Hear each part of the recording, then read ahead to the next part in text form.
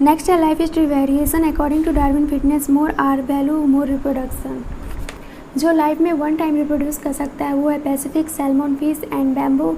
जो small size offspring produce करता है लार्ज नंबर में उसको बोलते हैं oyster and pelagic fishes. And जो कि large size offspring produce करता है लेस नंबर में वो है birds and mammals. Population interaction में म्यूटालिज्म, कॉम्पिटिशन्स, प्रीडेशंस, पैरासिटिज्म, कॉमेलिज्म एंड एमलिज्म है। म्यूटालिज्म में दोनों को प्रॉफिट होता है, कॉम्पिटिशन्स में किसी को प्रॉफिट नहीं होता है, प्रीडेशन में एक को प्रॉफिट दूसरे को नुकसान, एंड पैरासिटिज्म में एक को प्रॉफिट दूसरे को नुकसान। कॉमेलिज्म में एक को प्रॉफिट होता है दूसरा न्यूट्रल रहता है। एमलिज्म में एक को हार्म होता है बट दूसरा न्यूट्रल रहता है। प्रीडेशन, पैरासिटिज्म एंड कॉमेलिज्म है जो कॉमन कैरेक्टरिस्टिक शेयर करता है। ऑस्ट्रेलिया में प्रिकली पेयर कैक्टस इंट्रोड्यूस किया गया था 1920 में, जो कि मिलियन ऑफ हेक्टेयर में फैल गया था। तो इसको कंट्रोल करने के लिए इंट्रोड्यूस किया गया कैक्टस फीडिंग मॉथ को, तब जाके कंट्रोल हुआ।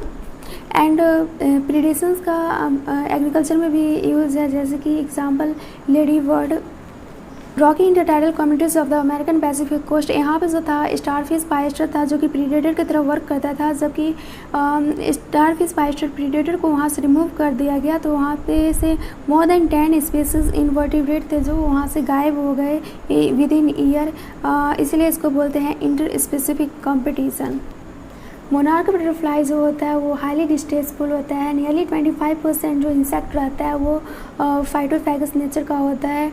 एंड जो प्लांट प्रोटेक्ट करता है खुद को उसमें थॉर्न्स रहता है अकासिया एंड कैक्टस में। एंड अदर बहुत सारे टाइप से प्लांट खुद को प्रोटेक्ट कर सकता है।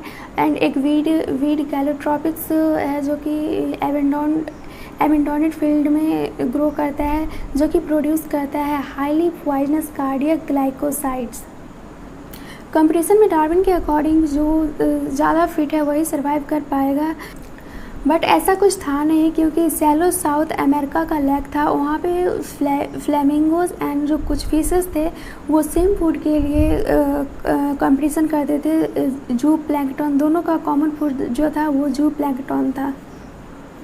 गॉस के अकॉर्डिंग था कि जो सुपीरियर है वो रहेगा एंड जो इन्फीरियर है वो एलिमिनेट हो जाएगा। एबिंगडन टॉर्टवाइज था जो कि ग्लैपगोस आइलैंड से एक्सटिंक्ट हो गया था, मतलब वहाँ से गायब हो गया था, क्योंकि वहाँ पे इंट्रोड्यूस कर दिया गया था गॉड को, जिसका कि ग्रीजिंग एफिशिएंसी बहुत ज़्यादा था, इस वजह से एबिंगडन टॉर्टवाइज वहाँ से गायब हो गया।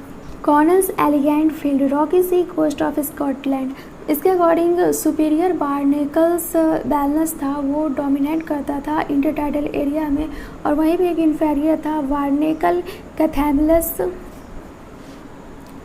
गॉस कॉम्पिटिटिव एक्सक्लूजन प्रिंसिपल के अकॉर्डिंग अगर कोई स्पीसीज क्लोजली रिलेटेड स्पीसीज है और वो मतलब कि लड़ रहा है सेम रिसोर्स के लिए, उसमें से अगर एक डोमिनेंट है तो एक सुपीरियर है तो वो एग्जिस्ट करेगा एंड जो इन्फीरियर है वो एलिमिनेट कर जाएगा। बट इसको सपोर्ट नहीं किया गया। मैक आर्थर बोले रिसोर्स पार्टीशंस के द्वारा हम कंपटीशन को अवॉइड किया जा सकता है। जैसे कि वो एग्जांपल दिए थे 5 क्लोजली रिलेटेड स्पीसीज बार्बरस का था जो कि सेम ट्री पे रहता था एंड वो अवॉइड करता था कॉम्पिटिशन्स को क्योंकि बिहेवियर डिफरेंस था वो लोग में। पैरासाइट जो है वो लॉस कर देता है अननेसेसरी सेंस ऑर्गन, और इसका जो लाइफ साइकिल होता है वो कॉम्प्लेक्स होता है। एंड लाइवर फ्ली को हम टेट्रामोड पैरासाइट भी बोलते हैं। इसका 2 होस्ट होता है, एक स्नेल और एक फिश। यहाँ पे पैरासाइट का कुछ एग्जांपल है, lice on humans, ticks on dogs, marine fish, ectoparasite, copepods, Cuscuta, hedge plant. यहाँ पे एग्जांपल है ब्रूड पैरासिटिज्म, इसमें जो होस्ट होता है वो क्रो होता है एंड पैरासाइट जो होता है वो कुकू होता है। कुकू का जो ब्रीडिंग सीजन रहता है वो स्प्रिंग टू समर। कमेंसलिज्म का एग्जांपल है barnacle growing on back of whale, cattle इरिगेट and orchid grow on epiphyte on a mango branch. Sea anemone के पास स्टिंगिंग टेंटिकल्स रहता है जिसमें कि क्लोन फिश सर्वाइव करता है प्रोटेक्शन के लिए। एंड अब है म्यूटालिज्म का एग्जांपल है लाइकेन एंड माइकोरेहिजा एंड एक है फिग स्पेसीज जो कि पॉलिनेटेड होता है ओनली वास्प स्पेसीज से।